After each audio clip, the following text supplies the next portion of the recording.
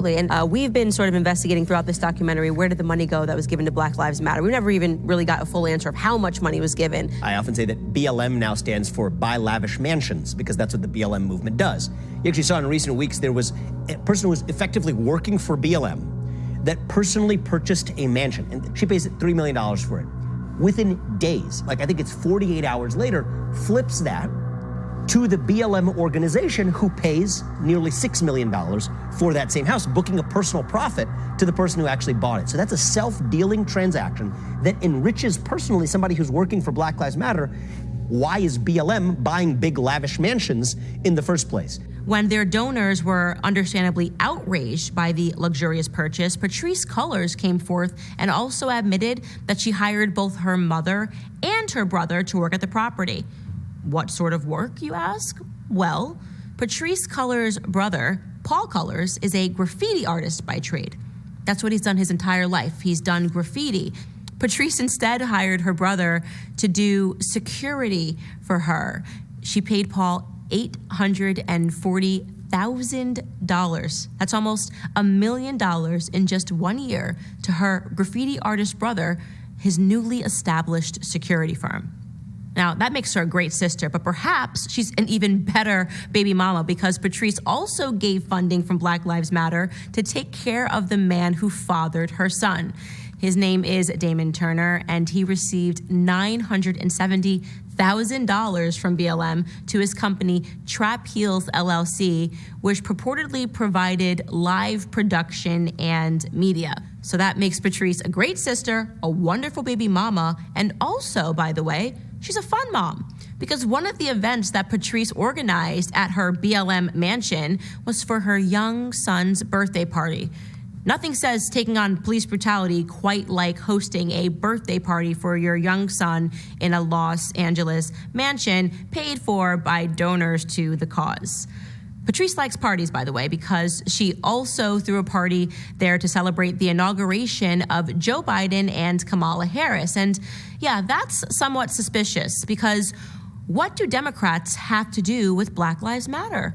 I think I'll just leave that question open-ended. Also suspicious is the fact that Black Lives Matter designated a whopping $8 million to an out-of-country grant. What? I thought this charity was about addressing police brutality in the United States. Apparently, to do that, you need to send $8 million to Toronto, Canada, to an organization named M4BJ. They purchased a $6.3 million, 10,000 square foot downtown property in Toronto. And I should also mention that M4BJ is run by Patrisse's wife, Janaya Khan, because it is. She is the co-founder, believe it or not. And here's where it gets really interesting. Janaya Khan is gender non-conforming. These terms can be quite sensitive, so let me just use photos to illustrate my point. Janaya used to look like this, and now she looks like this. Now, that information would be entirely irrelevant if it wasn't for the way that Patrisse Cullors saw it fit to spend the rest of Black Lives Matter's money. Ready for some BLM pride?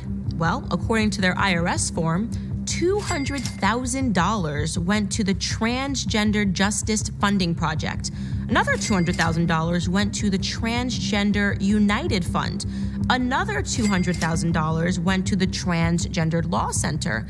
Another $200,000 went to Black Transgendered Media. Another $200,000 went to the Transgendered Variant and Intersex Justice Project.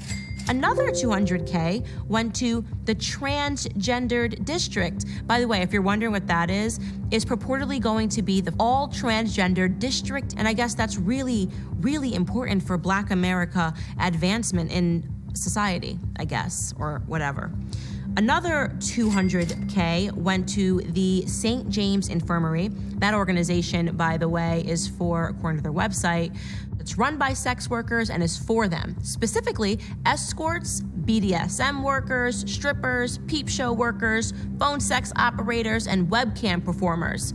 It was actually the St. James Infirmary that created the Transgendered District.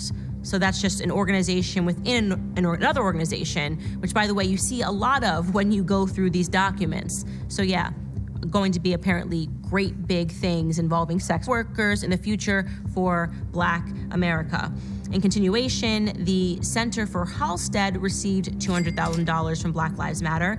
They are Chicago's community center dedicated to securing the health and well-being of lesbian, gay, bisexual, transgendered, and queer people of Chicago. Similarly, we have the Audre Lorde Project, which received $200,000, and according to their website, they are a lesbian, gay, bisexual, two-spirit, trans, and gender nonconforming people of color community organizing center. Another $400,000 went to Transgender Advocates Knowledgeable Empowering, or TAKE, as it's known for short. The founder of that organization is a transgendered individual by the name of Darrenecia Duncan Boyd. Darrenecia is also the executive director of the Transgendered United Fund, which I mentioned earlier, which secured $200,000. So a total $600,000 of BLM money went to a transgendered woman named Darrenecia Boyd, who is operating two charities. I found that piece to be very interesting. Here is Darrenecia describing in a 2020 interview how they were able to use that money that was received to the organization to purchase more real estate. We're opening up a new resource center here, and the resource center is almost 3 times as big as our last space that we was in. So we have lots of space and lots of rooms for our clients to come in and enjoy. I noticed that real estate seems to be a common theme amongst these transgendered organizations. Remember, there's the first ever transgender district, and there are also a couple of houses that are named on their IRS documents. For example, an additional $200,000 was given to the House of Tulip. According to their website, the House of Tulip provides zero-barrier housing to trans and gender non-conforming people. But the one that really stood out as the most nonsensical is the $200,000 that went to the Griffin Gracie Retreat and Educational Center, known as House of Gigi for short.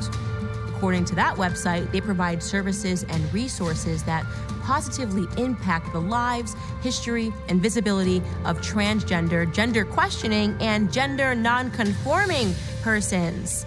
They admit that they purchased a property in Little Rock, Arkansas back in 2019, and that property was supposed to serve as an oasis and a retreat for transgendered person. But they admit, also on the website, that they actually never held such a retreat. First, because their founder had a stroke and was recovering, and then it was COVID-19, so they still couldn't host a retreat. And despite having never hosted a retreat at this amazing oasis property that they purchased, in 2021, they announced that they purchased a second property next door to the first one. So, yeah.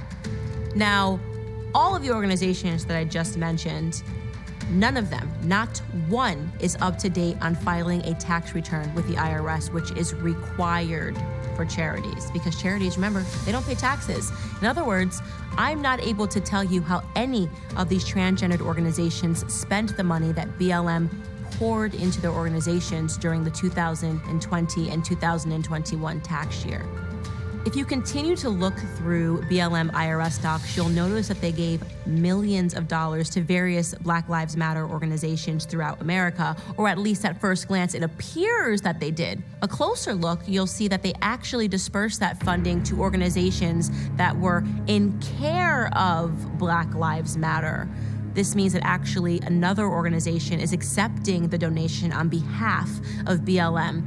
So I decided to investigate that further, and I noticed a really bizarre pattern. A lot of those organizations train activists. They train the youth to become activists in their communities. One organization even goes as far as bragging on their website about their history of getting arrested, protesting, and they offer courses on various techniques like bird dogging. That's a technique that's used to confront politicians. I thought to myself, it's interesting because I kept hearing over and over again while filming this documentary that people felt as though the protesters that arrived throughout these cities weren't actually from the cities that they arrived in. They didn't know where they had come from. I don't know, buses, there was this idea that buses were showing up filled with protesters. It's a fair question then. Is it plausible that Patrice was giving money to groups that were creating protesters or training activists, rather? I mean, why else would Patrice give millions of dollars to so many trained activists? I wanted to investigate that piece a little further, and so I made some phone calls. So I want to call some of these groups today, pretend that I want to give money to the organization, and see what I can find out about what they do. I get the feeling that none of these multi-million-dollar organizations are gonna pick up the phone. We are not able to take your call. The Google subscriber you have called is not available. No response. You have the wrong number. Thanks and goodbye. What? Please leave a message after the tone. No one's available. Your call cannot be completed as Verizon Wireless. The Google subscriber you have called is not available. The number you have reached is not sorry.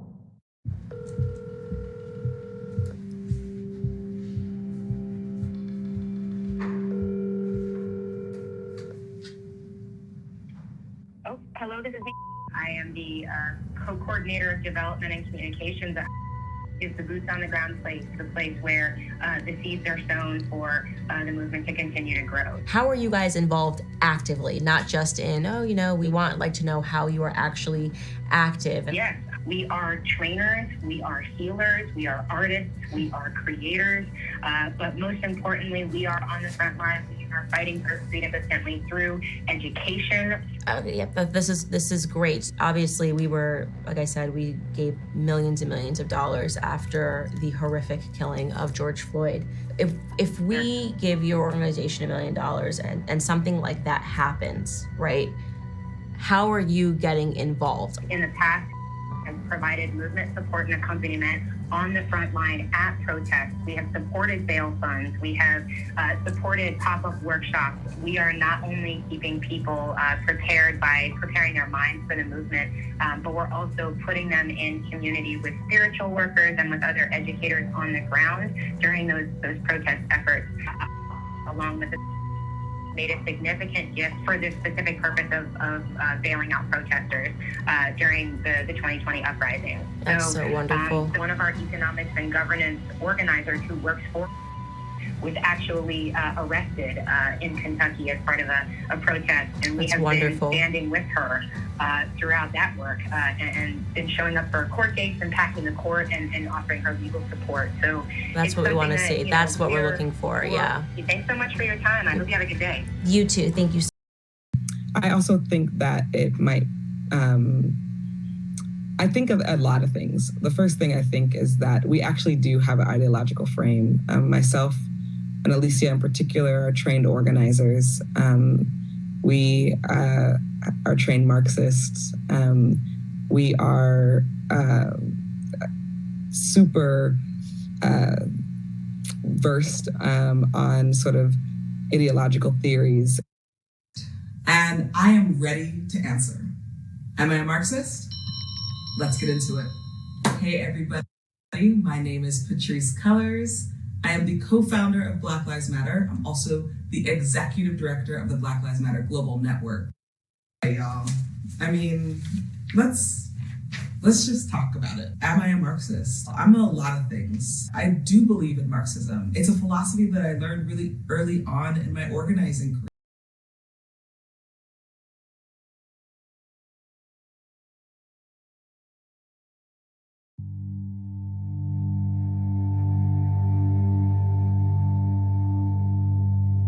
Now, the organization that received the biggest grant from Black Lives Matter, according to their filing, is an organization called Living Through Giving Foundation. The Living Through Giving Foundation, per their mission statement, strives to connect people through organized acts of love. They run a program called #LunchBag. This program allegedly brings people together to create bagged lunches in which they write handwritten love notes. And then they distribute the bagged lunches to local communities. That sounds nice, right? I thought so too. I thought to myself, I want to attend one of these events. But when I went to their website, there were no upcoming events. And when I went to the website to explore past events and learn more about the original givers, I was met with a coming soon page. So I wondered, who is the executive director of this organization that accepted $2.3 million from Black Lives Matter Global Foundation?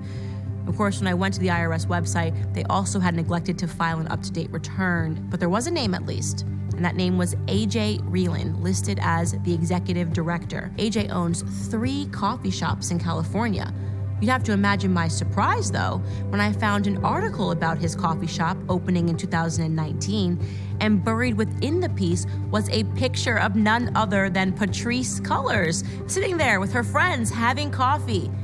In 2019, meaning Patrisse Cullors had a relationship with AJ Reeland that predates the George Floyd protests. So exactly why did she transfer BLM money to her old friend AJ via his charity that is nothing more than really a splash page with no upcoming events? Is she a part owner of those coffee shops? Is she an investor? I will leave that as the $2.3 million question. What I can say for certain is that you don't just send your non-Black friend $2.3 million just because. Perhaps most hilariously, you'll recall that the founders of Black Lives Matter pride themselves on being abolitionists.